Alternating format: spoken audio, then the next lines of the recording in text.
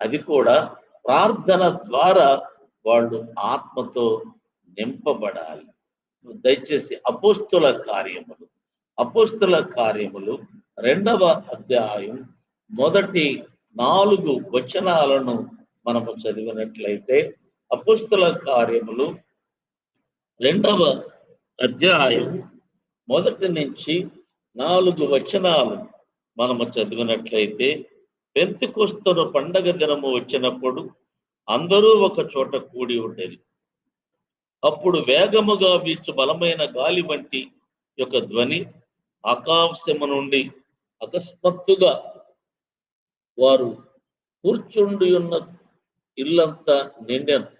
మరియు అగ్ని జ్వాలల వంటి నాలుకలు విభాగింపబడినట్టుగా వారికి కనబడి, వారిలో ఒక్కొక్కని మీద వ్రాలగా అందరూ పరిశుద్ధాత్మతో నిండిన వారై ఆ ఆత్మ వారికి వాక్శక్తి అనుగ్రహించిన కొలది అన్య భాషలతో మాట్లాడసాగిరి. ప్రియమైన దేవుని బిడ్డలారా, మనం 1:14 చూస్తే ఇక్కడ కూడి ఉన్నటువంటి వాళ్ళల్లో అనేక మంది స్త్రీలు ఉన్నట్లుగా మనము చూస్తాం. వీరందరూ వీరితో కూడా కొందరు స్త్రీలును అని వ్రాయబడింది. యేసు తల్లి అయిన మరియయు ఆయన సహోదరులను ఏక మనసుతో ఎడతెగక ప్రార్థన చేయుచుండిరి. ప్రియమైన దేవుని బిడ్డలారా, సంఘములో స్త్రీ పాత్ర మొదట ప్రార్థన చేయటం, రెండవది ఆత్మ పూర్ణులై ఉండటం, అనగా ఆత్మను పొందుకోవటం. ఆత్మను పొందుకొని సంఘములో వాళ్ళు బలమైనటువంటి సేవను చేయవలసిన వారిగా ఉన్నారు. ప్రియ దేవుని బిడ్డలారా, ఉజ్జీవము ఆత్మ ద్వారానే కలుగుద్ది. ప్రియ దేవుని బిడ్డలారా, మనిషి యొక్క మాటల ద్వారా, చప్పట్ల ద్వారా, లేక అనేకమైనటువంటి మ్యూజికల్స్ ద్వారా, లేక అక్కడ ఉన్నటువంటి ఆ యొక్క ఏదో ఉజ్జీవం అనబడేటువంటి కేకల ద్వారా ఉజ్జీవం రాదు. ఉజ్జీవం ఒక సైలెంట్ గా జరిగేటటువంటి కార్యం. అది ఎలా జరుగుద్ది అంటే, ప్రియ దేవుని బిడ్డలారా, జనులు వచ్చిన వారు వచ్చినట్లు మోకరిస్తూ ఉంటారు, వచ్చిన వాళ్ళు వచ్చినట్లు ప్రార్థిస్తూ ఉంటారు, వచ్చిన వాళ్ళు వచ్చినట్లు పశ్చాత్తాపపడుతూ ఉంటారు, వచ్చిన వాళ్ళు వచ్చినట్లు దేవుని యొక్క వాక్యం కొరకు ఆశ కలిగి ఉంటారు, దేవుని వాక్యం కొరకు ఆరాటపడుతూ ఉంటారు. ఆ పరిస్థితులు సంఘంలో చూసినప్పుడు ఇంకా అక్కడ ఏమి కూడా దేవుని బిడ్డలు ఉండటానికి వీలు కనబడవు. ముచ్చట్లు కనబడవు, లేక యోగ క్షేమాలు కనబడవు, ఒకరిని ఒకరు పలకరించుకునే విషయంలో శరీర సంబంధమైన కుశల ప్రశ్నలు కనబడవు. అంత ఆత్మ సంబంధంగానే నడుస్తూ ఉంటది. ప్రియ దేవుని బిడ్డలారా, ఈనాడుకి ఆనాటికి ఎంతో తేడా.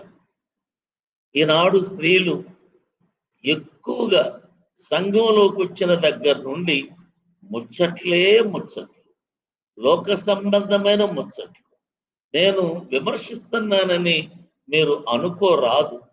నేను దేవుని ద్వారా ప్రతినిధిగా నేను మీతో మాట్లాడుతున్నాను. వచ్చిన వాళ్ళు వచ్చినట్లు మోకరించరు.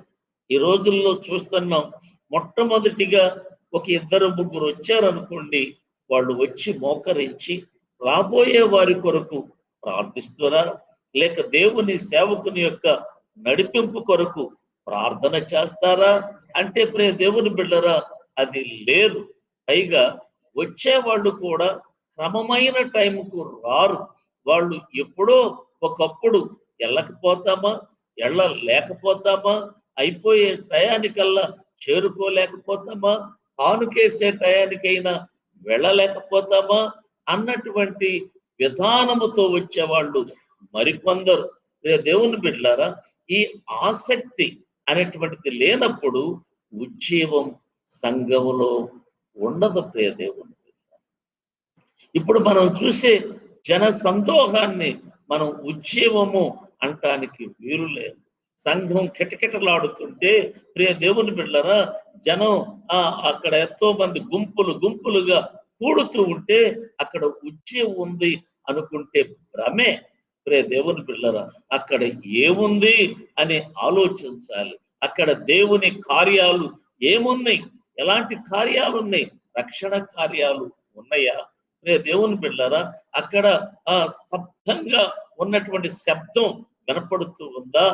దేవుని పిల్లరా, అక్కడ సైలెంట్ గా దేవుని యొక్క శక్తివంతమైనటువంటి కార్యాలు జరుగుతున్నాయా అనేటువంటి విషయాన్ని ఆలోచించాలి.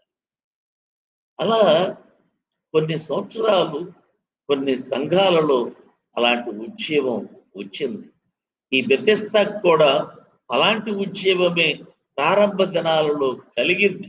ప్రియమైన దేవుని బిడ్డలారా, రాను రాను ఎవరి ఆత్మలు పొందని వారు సంఘములో రావటం వల్ల, సంఘములో ఆత్మ పొందిన వారి వల్లే నటించటం వల్ల, ఆ నటనా జీవితంతో వారి శరీరపు యొక్క పులకింపులను వాళ్ళు అణుచుకోలేకపోవటం వల్ల, వారి శరీరంలో ఉన్న కోరికలను వారు చంపుకోలేకపోవటం వల్ల, లేక ఇక్కడ ఉన్నటువంటి వాక్యమునకు వారు విధేయులు కాలేకపోవటం వల్ల రాను రాను ఆ ఉద్యమము సన్నగిల్లిపోయింది. ప్రియదేవుని కనుక ఈ రాత్రికాల సమయంలో నేను మీకు మనవి చేస్తున్నా, స్త్రీల యొక్క బాధ్యత, అపోస్తల కాలంలోని బాధ్యతను మనం గుర్తు చేసుకోవాలి. వారు తెరిపి లేకుండా, తెగక వారు ప్రార్థిస్తున్నారు. వారు ప్రార్థించటం వల్ల వారు ఆత్మను పొందారు. అది నిదర్శనం. దేవుని బిడ్డలారా, ఆత్మ పొందిన వాడు ఇప్పుడు ప్రార్థన చేస్తూనే ఉంటాడు. డెఫినెట్లీ అందులో సందేహం లేదు. నేను ఆత్మ పొందాను అంటే అతను ప్రార్థన చేస్తూనే ఉంటాడు. కాబట్టి అది గుర్తు. ఎందుకంటే ఆత్మ, దత్తపుత్రాత్మ సహాయం ఏం చేస్తుంది అంటే ముందు ఆ వ్యక్తిని ప్రార్థన చేయిస్తూ ఉంటది, ఆ స్త్రీని ప్రార్థన చేయిస్తూ ఉంటది. ఆత్మ ఆమెలో ప్రవేశించినప్పుడు ఆమె ప్రార్థనా పరురాలైపోయి ఆమె ఎప్పుడు కూడా ప్రార్థన చేస్తూ ఉంటది. అంతేగాని ఆ విధం ఈ విషయం ఆళ్ళ సంగతులు, ఏళ్ళ సంగతులు ఆలోచించదు. వీరు చెప్పినట్లు వాళ్ళు చెప్పినట్లు వినదు.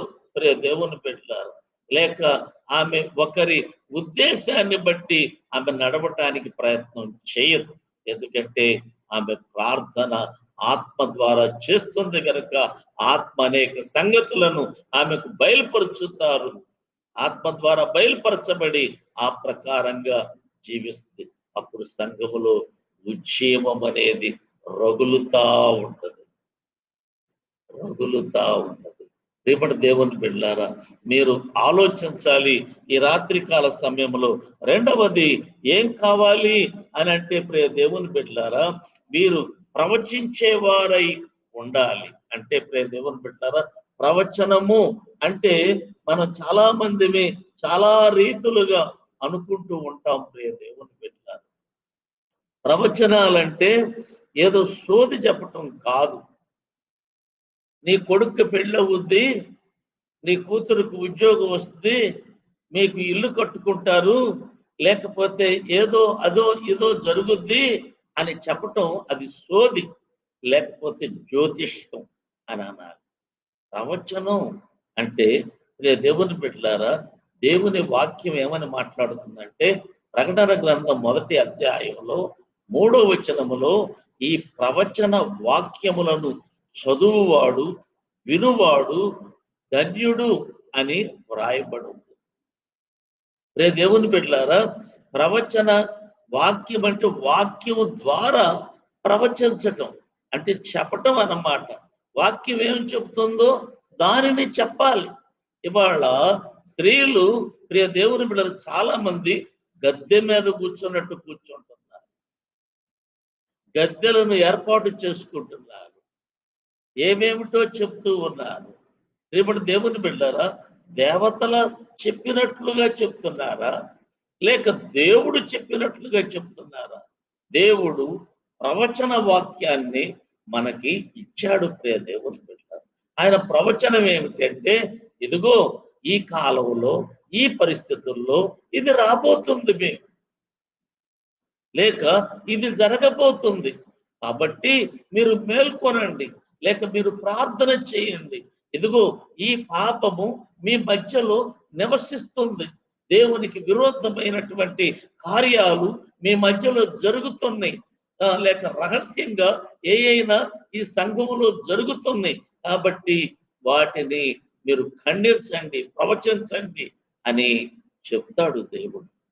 ఆయన ప్రియ దేవుని బిడ్డలారా, ఇవాళ ప్రవచించే వాళ్లకు ఒక్కళ్ళ పాపం తెలియదు, వారు ఏం చేస్తారో తెలియదు, వారి రహస్యాలు వీళ్ళకి తెలియదు. ప్రియ దేవుని బిడ్డలారా, అవి ప్రవచించరు. వారి కుటుంబాలలో ఉన్న వాటిని ప్రవచించరు. మీరు అంటారు పేర్లు పెట్టి పిలుస్తారు అంటారు కదా. ప్రియ దేవుని బిడ్డలారా, అది ఎంత భయంకరమైన విషయమో. యేసు ప్రభు ఒక్కరిని నతానియేలు అని పిలిచాడు. ఇక ఆ తర్వాత ఎవరిని పేరు పెట్టి ఆయన పిలిచిన దాఖలాలు లేవు. అంటే వాళ్ళ పేర్లుంటే ఆ పేర్లతో పిలిచాడేమో కానీ తెలియని వారిని అలా పిలవలేదు. ఇప్పుడు అందరూ కూడా పేర్లు పెట్టి పిలుస్తున్నారు. నాకు తెలిసినటువంటి ఒక సిస్టరు, అంటే ఒక సిస్టర్ యొక్క కుమార్తె ఒక గొప్ప జ్యోతిష్కుడి దగ్గరికి వెళ్ళింది. అతను కేరళ నుంచి వచ్చి హైదరాబాద్ మహానగరంలో ఒక పెద్ద హోటల్లో అతను రూమ్ తీసుకుని ఉన్నాడు.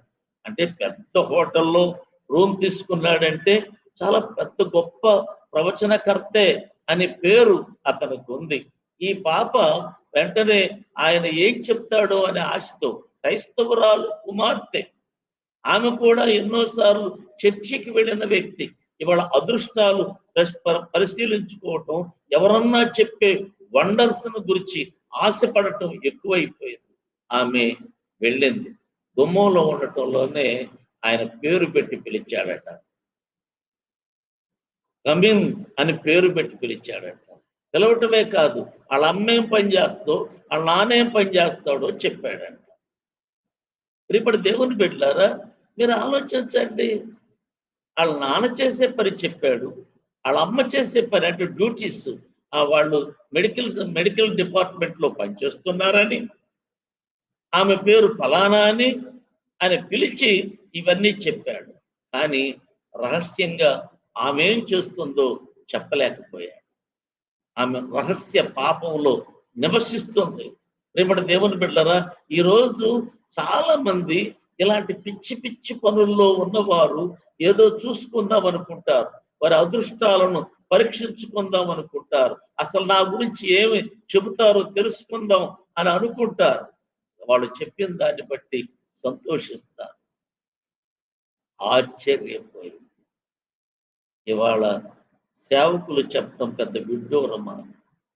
సేవకులు చెప్పటం విడ్డూరమా? కేరళ మాంత్రికులే చెప్తుంటే, కేరళ నుంచి వచ్చిన జ్యోతిష్కులు చెప్తుంటే, మన రాష్ట్రంలో ఉన్న జ్యోతిష్కులు చెప్తుంటే సేవకులు చెప్పటం ఏమిటి? అంటే నువ్వు కూడా జ్యోతిష్కుడువా? మీరు ఆలోచించండి. ఇవాళ స్త్రీలు కూడా ఇదే పని పెట్టుకున్నారు. నా దగ్గరకు రే దేవుని బిడ్డలు ఇవన్నీ చెప్పడానికి అవకాశం ఉన్నటువంటి పరిస్థితి కాదు, చెప్పటం కూడా మంచిది కాదేమో. రే దేవుని బిడ్డలరా, ఈ హైదరాబాద్ లో అలా ప్రజలను మోసగించేటటువంటి స్త్రీలు కూడా ఉన్నారు అనేటువంటి విషయాన్ని మాత్రం చెప్పగలను, నిదర్శనాలతో సహా నిరూపించగలను.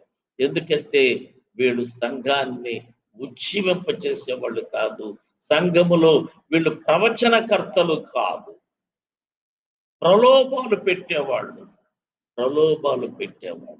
అందుచేత దేవుని బిడ్డలారా, అపోస్తల కార్యములు 2వ అధ్యాయం 16, 18 వచనాల్లో మనము చూసినట్లయితే, అపోస్తల కార్యములు 2వ అధ్యాయం 16,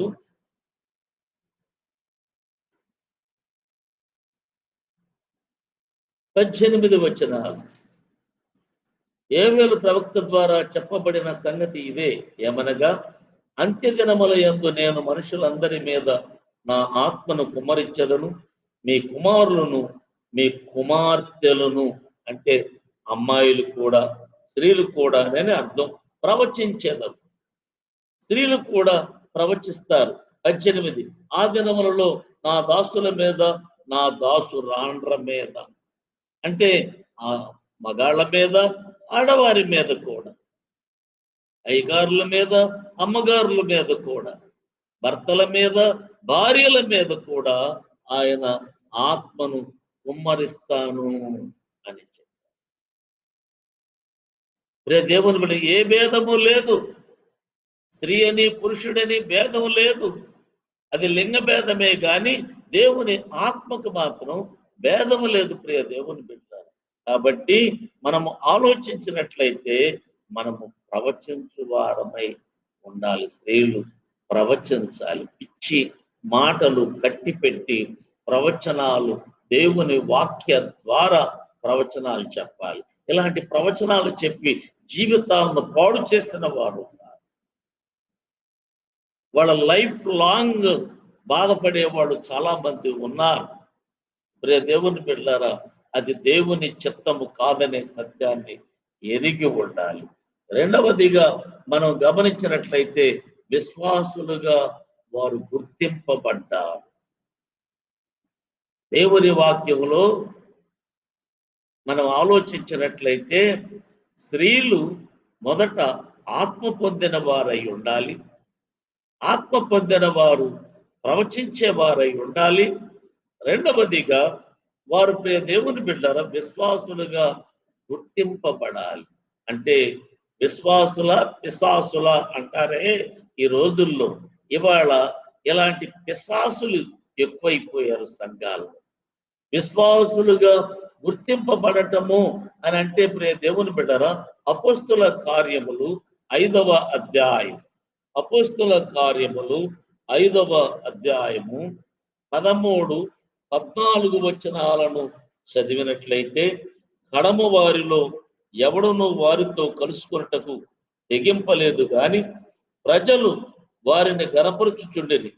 పురుషులను స్త్రీలను అనేకులు మరి ఎక్కువగా విశ్వాసులై ప్రభు పక్షమున చేర్చబడేది. విశ్వాసులు ఎవరు పక్షాలు ఉంటారు అంటే ప్రభు పక్షాలు ఉంటారు. విశ్వాస యొక్క జీవితము ప్రభువు మీద ఆధారపడి ఉంటుంది. ఇక్కడ స్త్రీలు కూడా ఉన్నారు, అనేకులు మరి ఎక్కువగా విశ్వాసం ఉంచి, దేవుని యందు విశ్వాసం ఉంచి విశ్వాసులుగా గుర్తింపబడ్డారు. విశ్వాసుల యొక్క గుర్తింపుకు అనేకమైనటువంటి రుజువులు కావాలి. అనేకమైన రుజువులు కావాలి. విశ్వాస యొక్క జీవితంలో మొదటిది అనుకువ. అనుకువ. స్త్రీలు అనుకువగలిగిన వారై అంటాడు పేతురు. మరి ఎందుకు ఆ మాట అన్నాడో తెలుసా? వీళ్ళు అనుకువలేని వారు చాలా మంది కనబడ్డారు. ఎక్కువగా క్రమశిక్షణ ఉండదు స్త్రీలకి. క్రమముగా ఉండరు స్త్రీలు. వారు ఇళ్లలో ఉన్నా అలాగే ఉంటారు, సంఘములో ఉన్నా అలాగే ఉంటారు. ఎక్కువగా స్త్రీలకు పెత్తనాల మీద ఆస ఎక్కువ, గొప్పతనాల మీద ఆస ఎక్కువ. నేను గొప్ప అంటే నేను గొప్ప, నా ఇల్లు గొప్ప అంటే నా ఇల్లు గొప్ప, మా ఆయన గొప్ప అంటే మా ఆయన గొప్ప అన్న గొప్పలు ఎక్కువ. విశ్వాసులకు ఆ గొప్పలు ఉండవు. గొప్పల కోసం తిప్పల పడరు వాళ్ళు. ప్రియమైన దేవుని బిడ్డారా, వాళ్ళ జీవితంలో అనుకువ ఉంటది, మెలకువ ఉంటది. ఒకటి. రెండవది వారి అలంకారం. విశ్వాసులకు గుర్తు అలంకారం. ఒకటి అనుకువ గుర్తు, రెండవది అలంకారం గుర్తు. ఎలా అలంకరించుకుంటారో మీరు ఆలోచించండి. ఇప్పుడు నేను అంటున్నానని సంఘస్థులు ఏమీ అనుకోమాకండి. అనుకుంటే నాకేం పర్వాలేదు, అనుకుంటే నాకేం పర్వాలేదు. ఒకవేళ ఈ లాక్డౌన్ అయిన తర్వాత ఇంకొంచెం తగ్గిపోతారేమో, మనుషులు తగ్గిపోతారేమో, ఓన్లేండి. కానీ వాస్తవం చెప్తాను, అలంకారం అనేది స్త్రీకి ఎక్కడ అంటే ఒకటి జుట్టులోనే స్త్రీకి అలంకారం. అన్నాడు, మీకు జుట్టును అలంకారంగా ఇచ్చాను అన్నాడు దేవుడు. బయట కొంగుగా ఇచ్చాను అన్నాడు. ఇప్పుడు ఈ జుట్టును విరబోసుకోవటం, జడలల్లుకోవటం, రకరకాలుగా దానిని మలుచుకోవటం. ప్రియమైన దేవుని బిడ్డలారా, ఇది విశ్వాసులకు గుర్త, విశ్వాసం ఉందని చెప్పడానికి గుర్త. బాప్తిసం తీసుకుంటావు, బల్లారాధన తీసుకుంటావు, అలంకారంలో ఏమాత్రం కనీసం ఆదివారం గుడికొచ్చేటప్పుడన్నా నీ తత్వాన్ని మార్చుకోవాలి కదా. ఓన్లీ ఏదో ఫంక్షన్కి వెళ్ళినప్పుడు చేసుకుంటే చేసుకున్నావేమో, అది కూడా తప్పే. కానీ నువ్వు చర్చికి వచ్చేటప్పుడే అలాంటి అలంకారం చేసుకుంటే ఇక నీకు విశ్వాసం ఎక్కడుంది? దేవుని యందు విశ్వాసం ఉంచిన వారు అనుకువగా ఉండాలి. రెండవది అలంకారంగా ఉండాలి. అందుకే తగుమాత్రపు వస్త్రముల చేత, వస్త్రము తగుమాత్రం ఉండాలి. ఆ యొక్క వస్తువులు కూడా తగుమాత్రం ఉండాలి. అంటే ఆ స్త్రీకి తగినట్లుగా ఉండాలి, అంతేగాని ఓకే ఎక్కువ తక్కువ కాదు. రేపటి దేవుని బిడ్డలారా, చాలా చాలా ఖరీదు కలిగిన వస్త్రాలు కొంటారు ఇప్పుడు చాలా మంది. ఖరీదు కలిగిన వస్త్రాలు మీరు గమనించండి. ఐఏఎస్లు, ఐపీఎస్లు స్త్రీలు ఎవరైనా ఉంటే వాళ్ళ వస్త్రధారణను మీరు పరిశీలన చేయండి. వారి వస్త్రధారణను పరిశీలన చేయండి. మీరు టీవీలు చూస్తారు కదా, అంతేకాదు చాలా మందిని పర్సనల్ గా కూడా చూస్తారు కదా. ఒక అత్యున్నతమైన స్థానంలో ఉన్న స్త్రీ తన వస్త్రధారణను జాగ్రత్తగా కాపాడుకుంటుంది. ఒక మినిస్టర్ గా ఉన్న స్త్రీ తన వస్త్రధారణను జాగ్రత్తగా కాపాడుకుంటుంది. తగుమాత్రపు వస్త్రాలు ధరిస్తే జాగ్రత్తగా కాపాడుకుంటుంది. రే దేవుని బిడ్డరా, ఆ మినిస్టర్ల కన్నా, ఐఏఎస్ల కన్నా, ఐపీఎస్ల కన్నా ఎక్కువైన వాళ్ళమా మనం? ఎందుకు మనకి ఇది అంటే, మన హృదయంలో మన శరీరం మీద ఒక భ్రమ ఉంది, ఒక మమకారం ఉంది. ఆ శరీరాన్ని ఏదో రకంగా అందంగా చూపించుకోవాలనే ఆశ ఉంది. స్త్రీకి అది చాలా డేంజరస్ గుణం.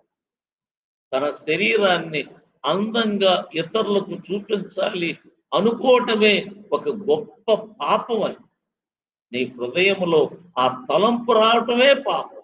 మరి విశ్వాసి ఎలా ఉండాలి అంటే, అనుకు ఉండాలి, అలంకారంలో మాదిరి ఉండాలి, తగుమాత్రపు వస్త్రము ఉండాలి.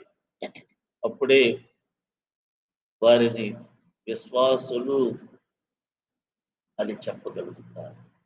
ఇప్పుడున్న విశ్వాసులు కాదంటే వాళ్ళు మందిరానికి వచ్చే క్రైస్తవులు, నామకార్థ క్రిస్టియన్స్ అన్నమాట. అంటే వీళ్ళు ఏదో చర్చికి రావటం అలవాటు చేసుకున్నారు, కానీ దేవుని యందు విశ్వాసం వీరికి లేదు. విశ్వాసం ఉంటే వాక్యానుసారంగా వారి జీవితాన్ని దిద్దుకోవటానికి ఇష్టపడతారు. ప్రియమైన దేవుని బిడ్డలారా, మూడవదిగా మనం పరిశీలన చేసినట్లయితే, రైతు గమనించినట్లయితే, దేవుని బిడ్డలారా, ఆది ఆత్మీయ ఆధిపత్యానికి వారు ఒప్పుకున్నారు. ఆత్మీయ ఆధిపత్యానికి వారు ఒప్పుకున్నారు. ఘనత కలిగిన వారైనా, గొప్పవారైనప్పటికీ కూడా వారు అందరిలాగా, సామాన్యుల్లాగా బాప్తిసం తీసుకున్నారు. రేపటి దేవుని బిడ్డలారా, అపోస్తుల కార్యములు 8వ అధ్యాయం. దేవుని ఆధిపత్యానికి వారు ఒప్పుకున్నారు. 8వ అధ్యాయం 12వ వచనం. అయితే ఫిలిప్పు దేవుని రాజ్యమును గురించి, యేసు క్రీస్తు నామమును గురించి సువార్త ప్రకటించుచుండగా వారు అతన్ని నమ్మి పురుషులను స్త్రీలను బాప్తిస్వము పొందిరి. స్త్రీలు కూడా బాప్తిస్వం పొందారు. అందులో 17:34లో దమరి అనబడినటువంటి ఒక ధనవంతురాలు, కనురాలైనటువంటి స్త్రీ ఉన్నట్లుగా మనము చూస్తాం. ప్రియ దేవుని. నేను ఉజ్జీవానికి మూలాలు చెప్తున్నాను. సంఘము ఇవాళ నిర్జీవంగా ఉంది అంటే దాన్ని ఎలా ఉజ్జీవపరుచుకోవాలి?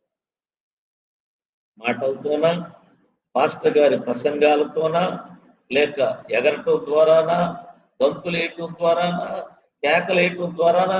ఇవి ఊరికినే నిమిషంలో వచ్చేసేవి. ఒక్క నిమిషంలో ఎగరటం, ఊరికి మ్యూజిక్ స్టార్ట్ అయితే ఎగరటం స్టార్ట్ అవుతుంది, అరవటం స్టార్ట్ అవుతుంది.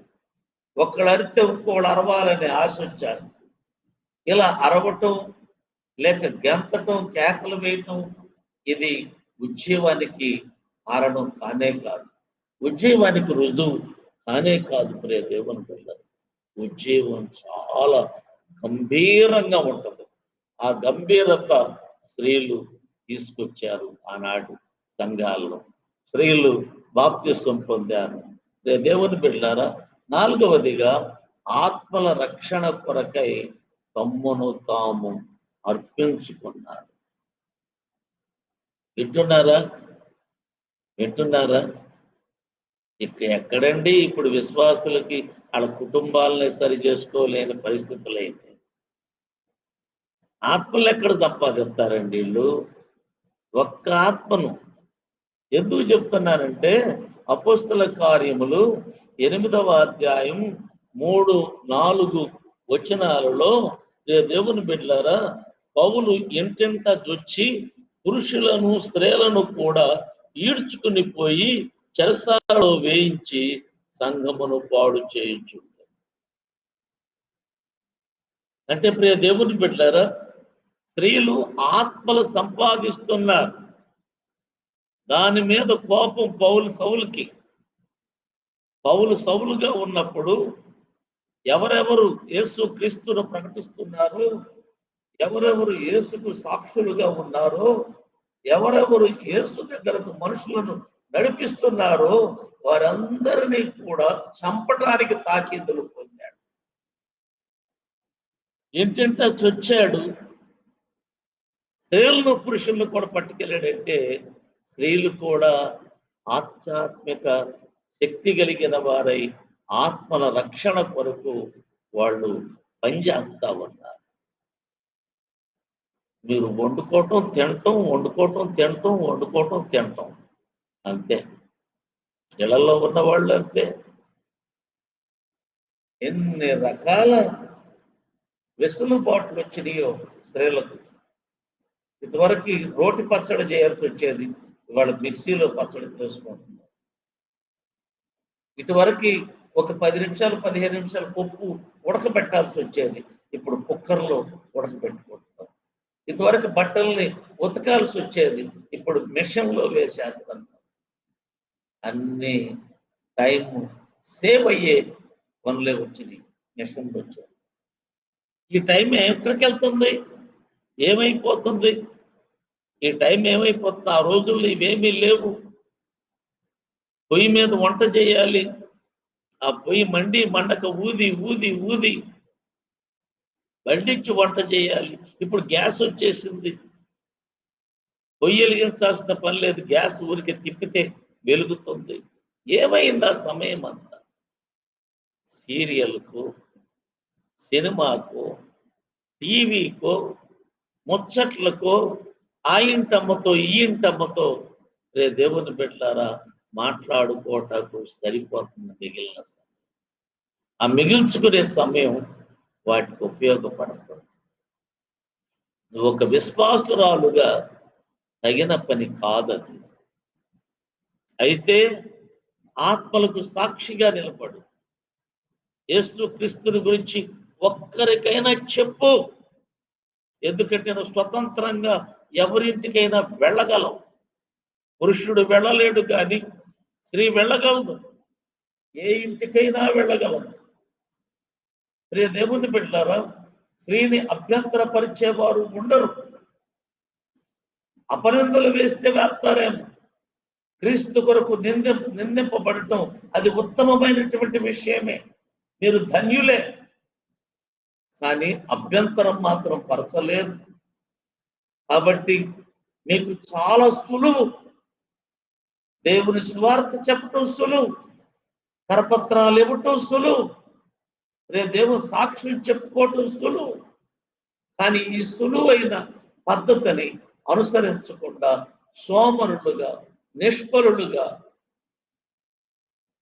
చెడ్డవారిగా, నేను ఈ మాట అంటున్నందుకు బాధపడబాకండి. సోమరైతే, నిష్ఫలుడైతే చెడ్డదాసుడే అన్నాడు దేవుడు. చెడ్డవారిగా ఏంటంట తిరుగుచు, లేక ఆ ఇంటికి ఈ ఇంటికి వెళుతూ, వాళ్ళతో వీళ్ళతో ముచ్చట్లాడుతూ, లేక షాపింగ్లు చేయొచ్చు. ఏమండి, ఇది విశ్వాసులకు తగునా? షాపింగ్కి వెళితే పొద్దునెడితే రాత్రి దాకా షాపింగా? ఇది విశ్వాసుల యొక్క పద్ధత? దేవుని బిడ్డలారా, ఎంత టైం పాడు చేస్తున్నావు? పోనీ షాపులో ఎవరికన్నా సువార్త చెప్తావా? నీకు అవకాశం మళ్ళీ రాదు కదా. నీకు బట్టలు అమ్మాలి అతను, నీకు బంగారం అమ్మాలి అతను, నీకు వస్తువు అమ్మాలనుకున్నప్పుడు నువ్వు చెప్పేది ఖచ్చితంగా ఇష్టమున్నా ఇష్టం లేకపోయినా వింటాడు. యేసు క్రీస్తు దేవుడన్న మాట అన్న చెప్తావా?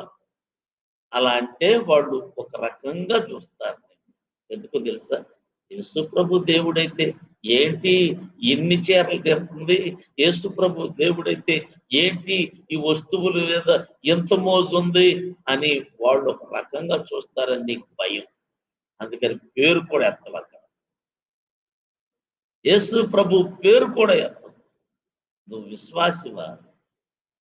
నువ్వు ఒక విశ్వాసిని చెప్పుకుంటున్నావా?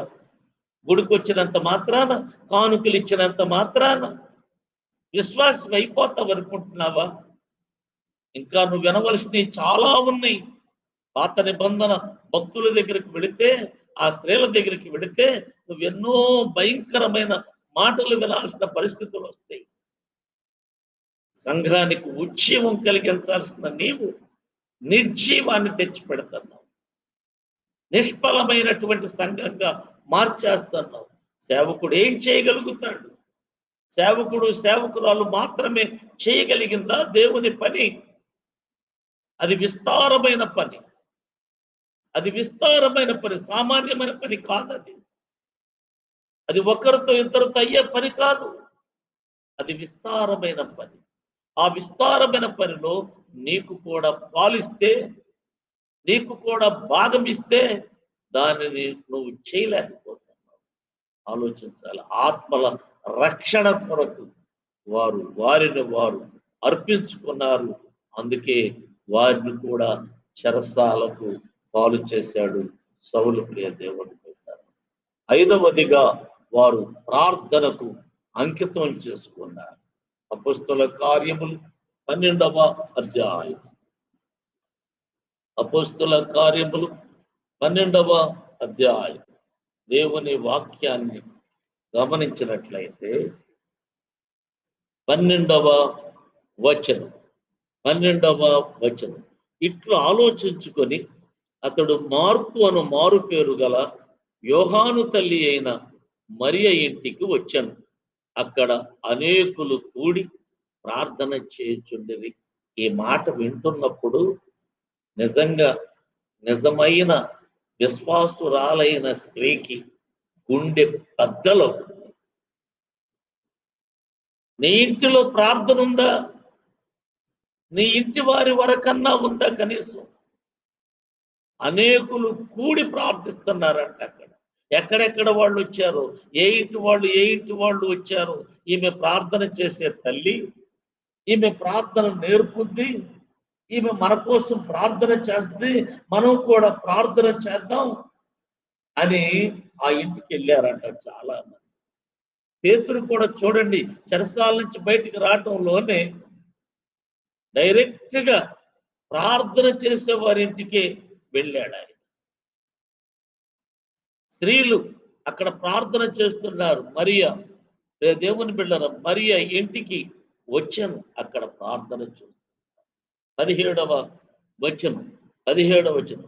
అతడు ఊరుకుండుడని వారికి చేసి ప్రభువు తన్ను చెరసాల నుండి ఎలాగూ తీసుకుని వచ్చనో వారికి వివరించి యాకోబును సహోదరులను ఈ సంగతులు తెలియజేయడని చెప్పి బయలుదేరి వేరొక చోటకి వెళ్ళాను. అంటే దేవుని బిడ్డలారా, ఆ ఇంటిలో ప్రార్థన చేస్తున్నప్పుడు ఆయన ఆ ఇంట్లో కలుసుకున్నాడు. దేవుని స్త్రీలు ఎక్కువ ప్రార్థన చేయాలి. మీకు చెప్పక తప్పదు. మీకు చెప్పక తప్పదు. ఎందుకంటే మీకు గొప్ప భాగం ఉంది, గొప్ప భాగ్యం ఉంది. మీరు భారం కలిగిన వారైతే. రేపటి దేవుని బిడ్డలారా, ఒక మహాదైవజనుడు, మహాభక్తుడు, అతను ఒక దర్శనాన్ని చూశాడంట. ఆయన దృష్టిలో ఆయన మహాభక్తుడు. ప్రజలందరూ కూడా ఆయన భక్తుడనే అంటున్నారు. ఆయన్ని పై గొప్ప సేవకుడని చెప్పుకుంటున్నారు. ఒక రాత్రికాల సమయంలో ఆయన దర్శనము చూశాడంట. పరలోకంలో ఒక పండు ముసలమ్మ ఉందట. దేవుని బిడ్డలారా, పరలోకంలో పండు ముసలమ్మ ఉందట. వెంటనే ఈయనకి తెలిసిన ముసలమ్మ ఆమె. ఈయన ప్రభువుని ప్రశ్నించాడట. ఈమె ఇక్కడికి ఎలా వచ్చింది? ఈమె మా సంఘస్థురాలే. నాకు లేని ఆ స్థానాన్ని ఈమె ఎలా దక్కించుకుంది? నేను ఎంత సేవ చేసేనే, ఇన్ని స్థలాలకు తిరిగేనే, ఇంతమందికి సువార్త చెప్పేనే, ఇన్ని చేసిన నాకు లేని ఈ స్థానం ఇంత దగ్గరగా మీకు ఈ ముసలమ్మ ఎలా ఉంది? ఈమె మా సంఘస్థురాలే. ఏనాడు కూడా బోధ చేసిన ఆమె కాదు. ఏనాడు కూడా ఎక్కడికి వెళ్ళినటువంటి ఆమె కాదు. ఎలా వచ్చింది ఇక్కడికి అని ప్రభువుని అడిగితే ప్రభు అన్నాడట, నీ సేవ అంతటికి కూడా ప్రార్థన చేసింది ఆమె. Thank you. నీ సేవకు, నీ ఘనతకు, నీ ఆరోగ్యానికి, నీ సంఘ క్షేమానికి, నీ సంఘములో ఉన్నవారి ఒక్క అభివృద్ధికి ఆ మొక్కతే ప్రార్థన చేసి, గుండెలు పగలటం లేదా, కళ్ళు చెమర్చటం లేదా?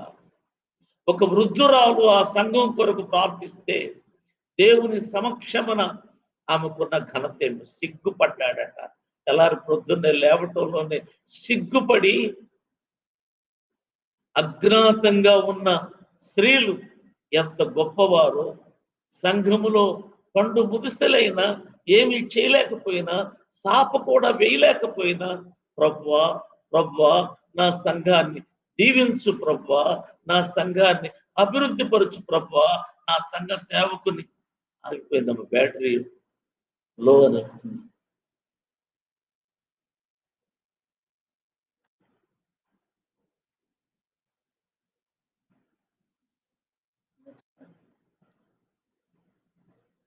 అని ఏడ్చేవా ఎప్పుడన్నా? ప్రార్థన చేసేవి ఎప్పుడన్నా? నీవు ఎవరికి కనబడకపోయినా ప్రభువుకు కనపడతావు ప్రార్థన చేస్తుంటే. రహస్యంగా నువ్వు చేసే ప్రార్థన ప్రభు మెచ్చుకునే ప్రార్థన. అది కనబడటం కోసం సంఘంలో ఏదో ఒకరు పేరు చెప్తే చేయటం కాదు. నువ్వు నిత్యము సంఘం కొరకు, సంఘ క్షేమము కొరకు, సంఘ సేవకుడు కొరకు ప్రార్థిస్తే ఆ సంఘం ఉజ్జీవింపబడింది. దేవుని బిడ్డలారా, అలాగే దేవుని వాక్యాన్ని ఆరవదిగా మనం చూసినట్లయితే వాక్యమును పరిశోధించారంట స్త్రీలు.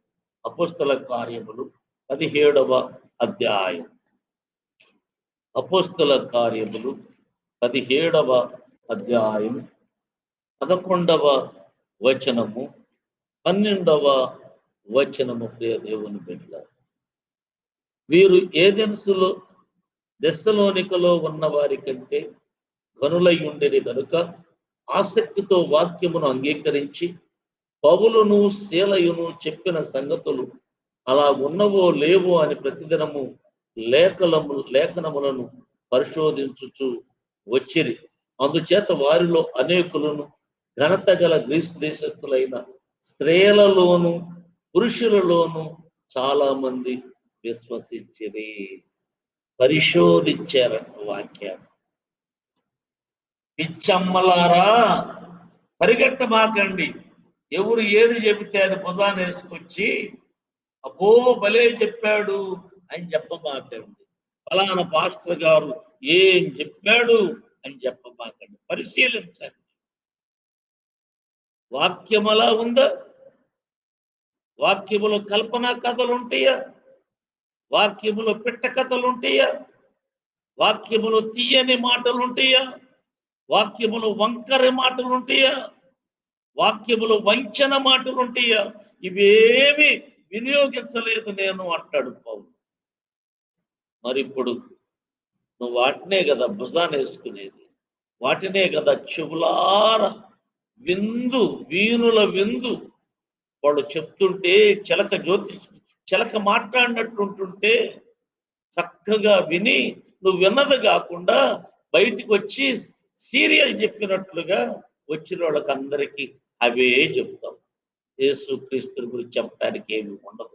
ఎందుకంటే లేఖనాలు నీకు తెలియదు, లేఖనాలు పరిశీలించేటటువంటి శక్తి నీకు లేదు, లేఖనాలను పరిశోధించేటటువంటి ఖాళీ కూడా నీకు లేదు.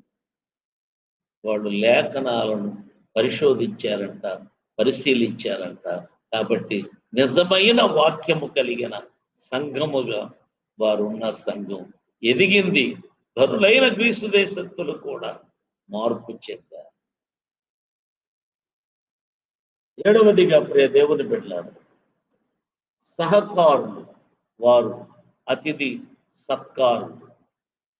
వాళ్ళు సేవకు సహకారులుగా ఉన్నారు. సేవకులకు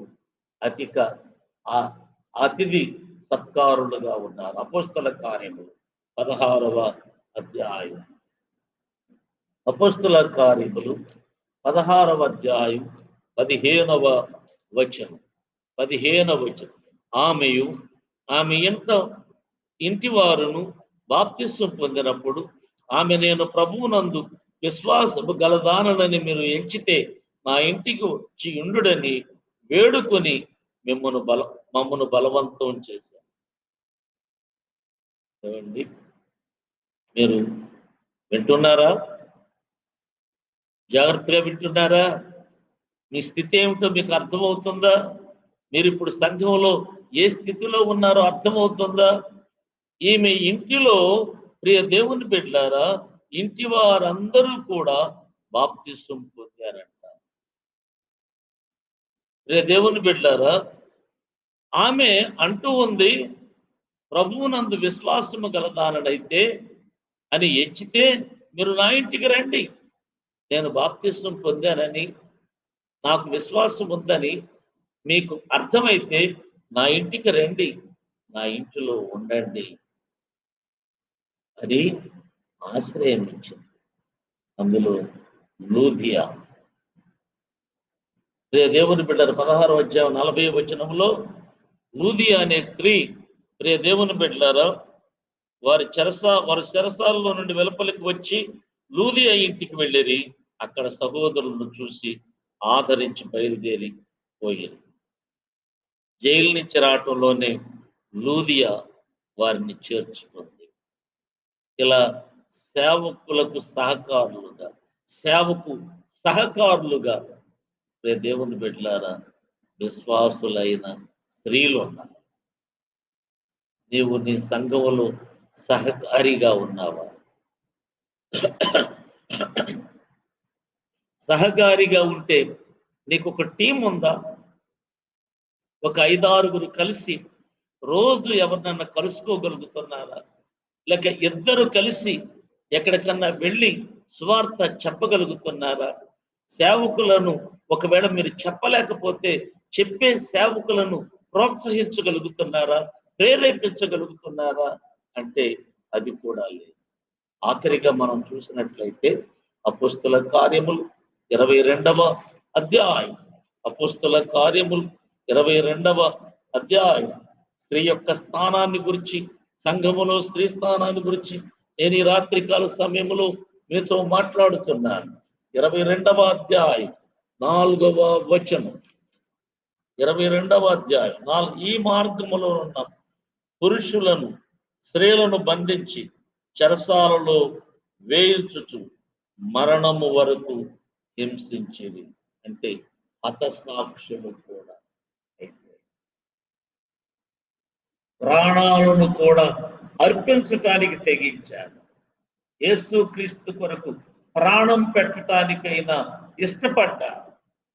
ఇవాళ సంఘాలను బద్దలు చేస్తున్నారు, సంఘాలను ముక్కలు చేస్తున్నారు, సంఘాలలో పిచ్చి పిచ్చి మాటలు చెప్తున్నావు, సంఘములో లేనిపోయినవన్నీ కల్పించి చెప్తున్నావు, సేవకుల మీద చెప్తావు, సేవకురాల మీద చెప్తావు, సంఘానికి వచ్చి ప్రార్థన చేసే విశ్వాసురాళ్ళ మీద విశ్వాసుల మీద చెప్తావు, వాళ్ళు ఎలా అని అలా అని చెప్తావు, చివరికి గలిబిలిని తీసుకొస్తావు. ప్రాణం పోయినా పర్వాలేదు, నా సంఘం బాగుండాలి అని సంఘం కోసం ప్రాణం పెట్టిన వారు, యేసు క్రీస్తు కోసం చెరసాలను అనుభవించారు స్త్రీలు, హతసాక్షులైపోయారు. నీవు ఏ స్థానంలో ఉన్నావు? ఈ స్థానంలో ఉన్నావా? ఈ స్త్రీ స్థానంలో ఉన్నావా? సంఘములో నీ స్థానం ఏమిటి? ప్రియ దేవుని బిడ్డలారా, సంఘానికి రావటం, పాటలు పాడటం, ఏదో నీకు తోచిన సంతాన్ని వేయటం, వెళ్ళిపోవటమే సంఘములో నీ స్థానమా? లేక సంఘములో నీ సభ్యత్వానికి ఉన్న విలువ అదేనా? నీ ఆధిపత్యం అదేనా? నువ్వు సంఘానికి చేయవలసింది. ఇదిగో సంఘానికి చేసిన ఈ ప్రేమను గురించి నేను ఈ రాత్రి మాట్లాడాను. ఒకటి, వారు ఆత్మపూర్ణులయ్యారు. రెండు, వారు ప్రార్థనాపరుడుగా ఉన్నారు. మూడు, రే దేవుని బిడ్డలారా, వారు ప్రభు పక్షముగా విశ్వాసులయ్యారు. నాలుగు, వారు ప్రభు పక్షముగా హత్తుకుని క్రీస్తును హత్తుకుని బాప్తిస్మం తీసుకున్నారు. ఐదు, ఆత్మరక్షణ కొరకు వారు తమను తాము అర్పించుకున్నారు. ఆరు, వారు ప్రార్థనకు అంకితం చేసుకున్నారు. ఏడు, వారు వాక్యమును పరిశోధించారు. ఎనిమిది, వారు సహకారులుగా అతిథి సత్కారులుగా ఉన్నారు. తొమ్మిది, వారు హతసాక్షులై. ఇందులో ఏ స్థానంలో ఉన్నారు పరిశీలన చేసుకుందాం, ప్రార్థన చేసుకుందాం, ప్రార్థన చేసుకుందాం. ఒకరు ప్రార్థించండి, స్త్రీలలో ఒకరు ప్రార్థన చేయండి.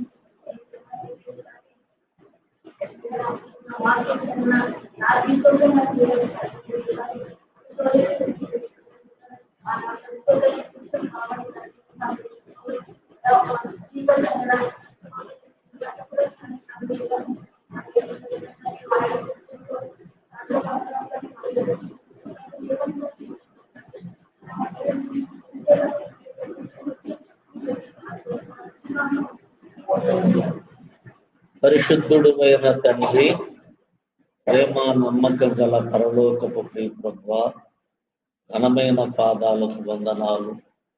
అనానుకూల పరిస్థితుల్లో ఆనాటి కాలంలో నాయన నీ యొక్క నామమును మోసుకుని వెళ్ళటానికి, నాయన నీ నామమును ధరించి అనేకులకు ఆ నామమును పరిచయం చేయటానికి ఎంతో మంది స్త్రీలను మీరు వాడుకున్నారు ప్రభువా.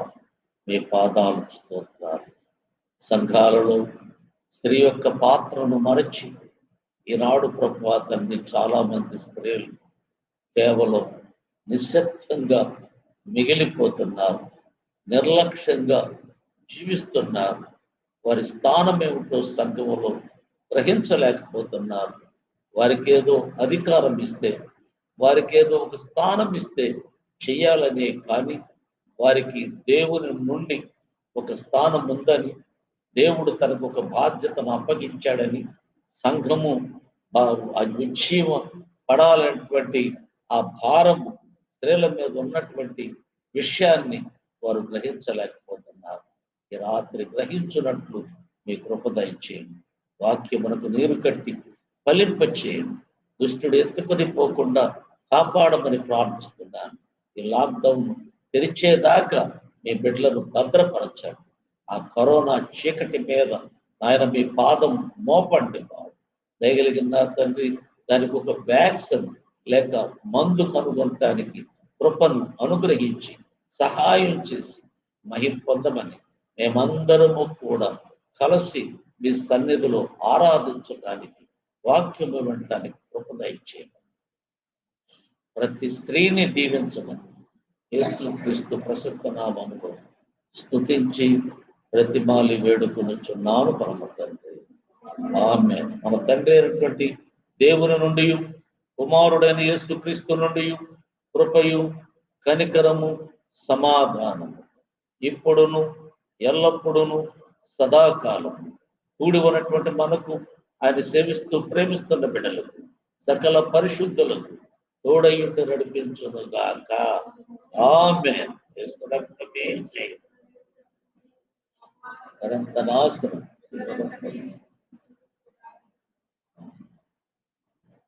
అందరికి హృదయపూర్వక